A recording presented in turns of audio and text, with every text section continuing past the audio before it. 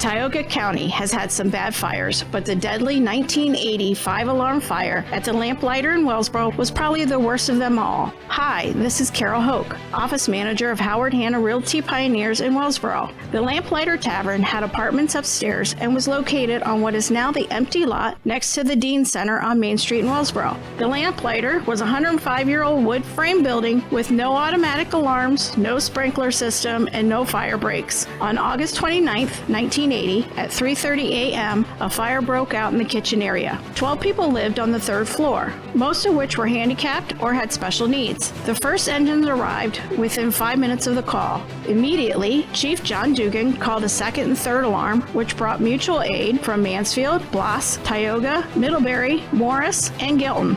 They knew people were trapped in the building, and there was a fear that the whole block would go up. Soon there were so many trucks drawing water that the borough's water system had reached its capacity of 4,000 gallons per minute, enough water to fill a swimming pool every 3 minutes. But it wasn't enough. Desperation to save human life grew as flames rapidly spread upwards. At 4:06 a.m., Chief Dugan requested more aerial apparatus, and both Jersey Shore and Horseheads responded. At 4:22, a heroic Wellsboro firefighter on the third floor found 28-year-old Jeffrey Kropp not breathing and was lowered in a basket. He was rushed to the nearby hospital, but unfortunately did not survive. 5 minutes later, all searches were called off just minutes before the sidewalls collapsed on Central Avenue. The fire made so much smoke that it set off the automatic alarms a half a mile away at Carlton Nursing Home. At 4:39, Chief Dugan sounded a fifth alarm for pumpers to bring large hoses, which South Williamsport and Loyalsock responded to. Chief Dugan then did something that was never tried before, linking several pumpers with over a mile of 5-inch hose to pump directly out of Lake Nesmuk. It worked and allowed for an additional 3,000 gallons per minute. They finally contained and eventually extinguished the blaze, saving the rest of Main Street from the disaster.